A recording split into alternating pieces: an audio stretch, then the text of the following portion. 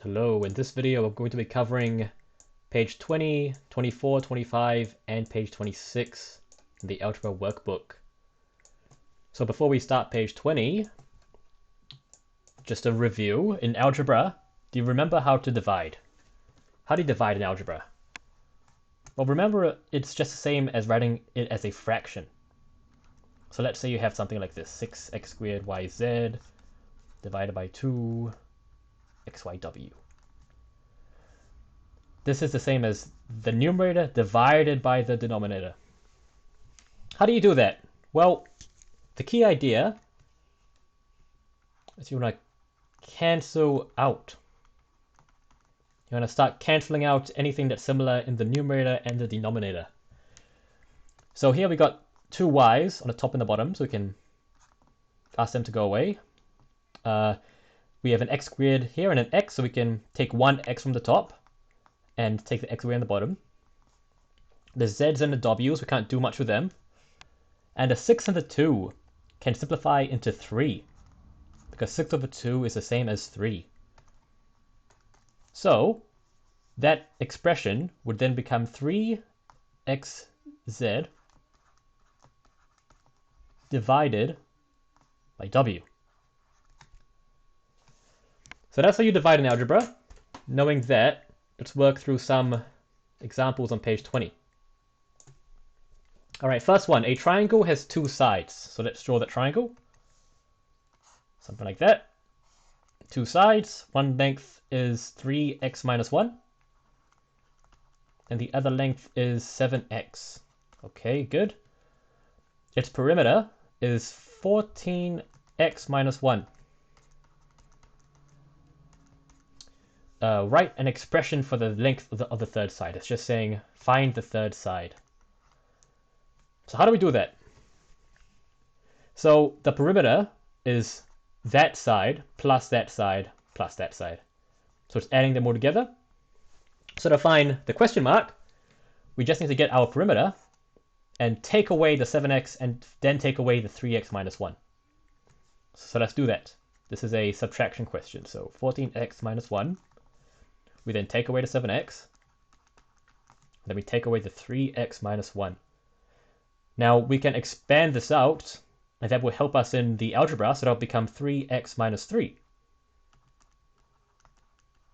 3x minus 3. So that's the same as taking away 3x minus 3. And since we're minusing a negative, that actually becomes positive. So this whole thing here, actually, if I write it out again, minus 3x. 2 minus to make it positive, so we add 3. Okay. So this is technically the length. Now we're just going to simplify it. So let's smush all these like terms together. So what like terms we have? So here are all the x terms. 14x minus 7x and minus 3x. And then we have the non-x terms, the minus 1 and the plus 3. All right, let's smush them. Okay, 14x minus 7. What's that? That's 7. 7 minus 3 is 4x. Minus 1 plus 3 is 2. That'll be your answer. That is the length of the final side. If you want to, you can also factorize that some more. You can take out a 2 to get 2x minus 1, but you don't have to do this. Sorry, plus 1. This would also be accepted. Okay. Question 5. A rectangle, so let's draw pictures again. Draw it here. A rectangle has one side with a length 7, 1 minus 2y. All right. If its area is given by the expression, so the area is all this junk here. 21 x squared y minus 42 x squared y squared. Okay. Write an expression for the length of the other side. That's just saying find the other side. Okay, how do you find the area? So the area will be 7, 1 minus 2y times by something will give you this area. So to find this something, we need to get the area divided by the 7, 1 minus 2y. Okay, and how do we divide in algebra? In algebra, we divide by writing it down as a fraction. And then doing that stuff I showed you in the beginning. Let me write this down. X squared, y squared over. So the area divided by one side. All right. Are we done? We're half done. We still need to simplify this. We can simplify this by factorizing the top bit. And this isn't as terrible as it seems, because they are fairly similar. So what can we take out? What's the common factor in both of these terms? So I notice that the 42 is twice the 21. So 21 is a factor we can take out. 21. There's an x squared on both terms. So we can take out an x squared. Is there a y squared on both terms? No, but there is a y on both terms. We can take out a y. Okay. And there's only one 21 x squared y here. There's going to be a 1. By the way, here's a hint. You do see there is a 1 minus 2y, so it's probably going to be that. But let's just do it methodically. Okay, so 42 is twice of 21, so there's going to be a minus, to the minus there. Minus 2. We can take out an x, the x squared is going to be taken out as well. But if after we take out an x squared y, we're going to be left with another y, because there's a y squared here. Something like that. Divided by 7, 1 minus 2y. And the cool thing here is that we can cancel out this 1 minus 2y. Boom. Boom. We're going to have 21 x squared y divided by 7. Are we done? We are very close. 21 over 7 is the same as 3. So the answer will be 3x squared y. Because 21 divided by 7 is 3. This fraction here is the same as 3. Because you can divide both of these by 7. Alright. Good. So that's the first page. I've got a few more pages to work through. Alright, so we've covered page 20. Now page 24 and 25. So these pages are about adding and subtracting fractions. And the next page is about multiplying and dividing fractions. So let's do this. Page 24, 25. Okay, refresher. Do you remember how to add fractions? Just going to go through quickly. So if you have some fractions, maybe this, 3 over 7, plus 2 over 4. How do you add them? The secret is to make them, here's the key idea, common denominators.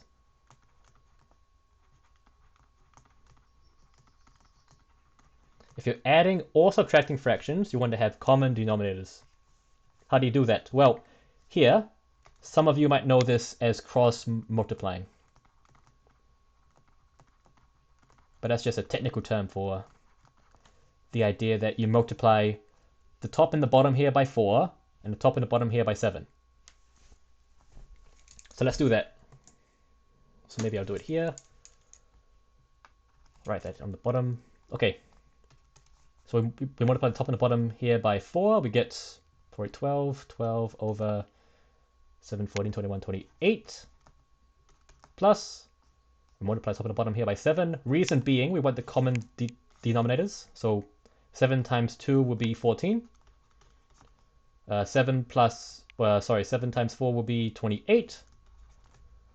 And then the whole thing will be 12 plus 14 over 28, which is 26 over 28, which we could then simplify if we want.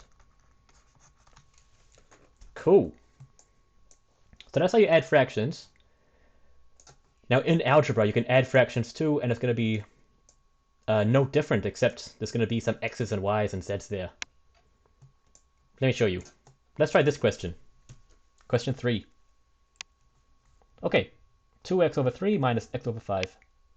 How do we do this? We want common denominators, so we cross multiply. We're multiplying the top and the bottom here by 5. So we're going to get 10x over 5, 10, 15, 15, minus, and then we multiply the top and the bottom here by 3. 3x over 15.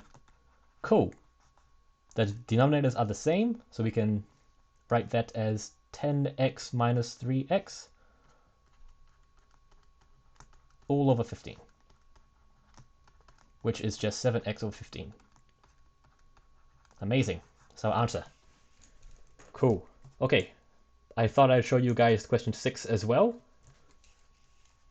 just because the number 4 tends to trip up some people. So remember, 4 is just the same as 4 over 1. Okay, so this question is just 4 over 1 minus x over 6. All right, so I multiply top and the bottom here by 6. I'm going to get a 6, 12, 18, 24 over 6. We multiply top and the bottom here by 1, which we don't have to do much to do that. It's a lot simpler. Okay, we get 24 minus x over 6. That's it. Final answer. Great. Okay. Now, this next page, what was it, 27? 25. Page 25 looks a whole lot more complicated, right? Don't worry, it's the exact same principle. The idea is common denominators. Come on, come on. Okay. Maybe a blue pen. Okay. So what do? We want to multiply the top and the bottom by 3x minus 2 this time here. The top and the bottom by x plus 1 here. Okay, let's do that. So we multiply the top by x plus 1. We get 3x plus 1. And the bottom by x plus 1 to get 3x minus 2. All that multiplied by x plus 1. We then have a minus. This minus here. We multiply the top by x and 3x minus 2. And the bottom will be that multiplied by that. The exact same thing as here. All right, and now we can smush them together. Fantastic. They'll be equal to 3x plus 1 minus x3x minus 2 all over 3x minus 2 x plus 1. Good. Are we done? Not quite. We can expand out the top line. So we can expand this to get 3x plus 3. I use a different color. 3x plus 3. What do we get? Minus x times 3x is minus 3x squared. And then minus 2 times minus x. Remember the minus. It's going to give us positive 2x. Over all that stuff. So a lot of writing in this question. And then we can combine all the like terms on the top. So we're going to have a minus 3x squared by itself. We're going to have 3x plus 2x, which is 5. And a plus 3. Yes. I know the busy work on the bottom. Good job. All right. Home stretch. Hopefully you followed so far. Okay, this part's all about multiplying and dividing fractions. So sort of big picture, what we were doing this week. This part's called factorizing. Though it's honestly a whole bunch of different concepts, mostly subtracting and dividing algebraic expressions. This part's about adding and subtracting fractions. And of course, if you add and subtract fractions, you can also multiply and divide fractions.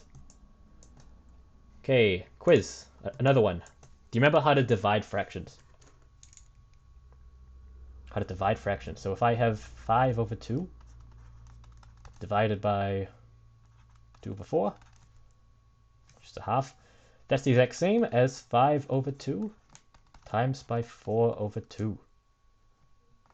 And you can multiply the top term-wise to get 20, and the bottom term-wise to get 4. You can simplify if you want. Good. So the idea here is basically flip. Flip, then multiply. Great. Okay. And just before I show you the examples, some ideas. Do you remember how to solve these questions? A refresher. So 5 minus x equals 3. 5 minus what gives you 3? So clearly the answer is going to be 2. Right? X is 2. But is there a more algebraic way to do this? A more mathy way? Yes, we could just say it's going to be whatever 5 minus 3 is. So we could say that x equals 5 minus 3. You're probably saying, why are you showing me this? It's going to be very clear soon when I walk through the examples with you. Let's try this one. 3 times x equals 12. What is x? 3 times something is 12. So x is clearly going to be 4. But what's a more mathy, algebraic way to say this? Something that we can do more generally. We can say it's 12 divided by 3. Divided by 3, which is the same as 4. Okay, last one. If 20 divided by x is 2, well, we know the answer is going to be 10. But what's the algebraic way to do this? We would say that x equals 20 divided by 2, which is 10. It's that first term divided by the last term. Okay. 2 final examples. Okay, example number 1 on page 26. Ooh, letters. So, if 4x squared y some stuff times a over b equals some stuff, write expressions for a and b. Write expressions for a and b. Okay. So what do we do? We want to find a and b by itself. A over b by itself. If something times a over b equals something, write expressions for a over b. So the reason I went through those examples is because you would notice it's quite similar to this one here, number 2. 3 times x equals 12. So something times, just pretend that x is a over b, equals 12. How do we find a over b? We get that last term, we divide it by the first term. So actually, a over b will equal this last term here divided by this first term. So let me write that down. A over b equals 4x over z squared divided by 4x squared y over 3z. All right. So how do we divide fractions? We flip and then multiply. So let's do that. 4x over z squared multiplied by 3z. We flip it over 4x squared y. Okay, and then to multiply, we can just smush them together. We can, let me just do the smushing process to make it clear. So this whole stuff will be equal to 4x times 3z divided by 4x squared y z squared. So I didn't combine the 4 and the 3 because you notice that if we did that, we were going to have to break them up anyways because we have a 4 here. We can cancel that out. The 4 and the 4 cancel out. The x and the x cancel out, so we have an x left on the bottom. A z and a z cancels out. So the answer will be 3 over yz. So that's what a over b is. A over b is 3 over yz, which means that a equals 3 and b equals X, Y, Z. Apologies, there should be an X. There's an X through there. Huh, okay, X, Y, Z. Good. All right. Final example.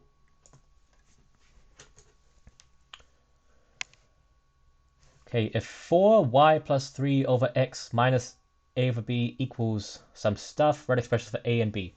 Very similar type of question. It's easy to say it looks complicated, but if it does, look at the examples we did before. There's an a over b after a minus. It's sort of similar to number 1 here. 5 minus x equals 3. How do we find what the x is? We get the first term and we minus it by the last term. So going back.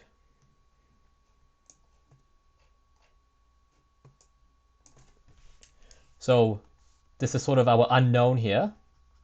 How do we find what it is? We get this first term and we minus it by the last term. So a over b equals this 4y plus 3 over x stuff minus y plus 17 over x. All right. So how do we do this? So we're quite fortunate. We don't have to cross multiply because we have a common denominator already. So we can just put these terms on top. 4y plus 3 minus y. Remember the minus distributes to both of these, so it's minus y minus 17. Okay, we can simplify the top by expanding it first. We're going to have 4y plus 12 minus y minus 17 all over x. All right, what is 4y minus y? It's going to give us 3y. What is plus 12 minus 17? Minus 5. All right, so let's see, we've got a over b equals 3y minus 5 over x, which means, therefore, a equals 3y minus 5, b equals x. Okay, and that's all the examples. Just one last hint. Almost slipped my mind. Going back to the first page, page 20, there are some questions on the bottom that say the word mean. Just a quick reminder what the word mean means. What the word mean means. All right, so the mean of some elements, the mean of, for example, the elements, I don't know, 2, 3, 4, and 5. The mean of some numbers is just adding up all those numbers, then dividing it by how many numbers there are. There are 4 numbers, right? So the mean of these 4 numbers will be, what is that? That's 7 plus 7, 14 over 4. Will be 7 over 2. I didn't choose the prettiest numbers because we have a fraction as the answer. That's how you find the mean. You add up all the numbers and divide it by how many there are. So here, the mean of these numbers, you would add them all up, divide by how many terms there are. And with that, good luck.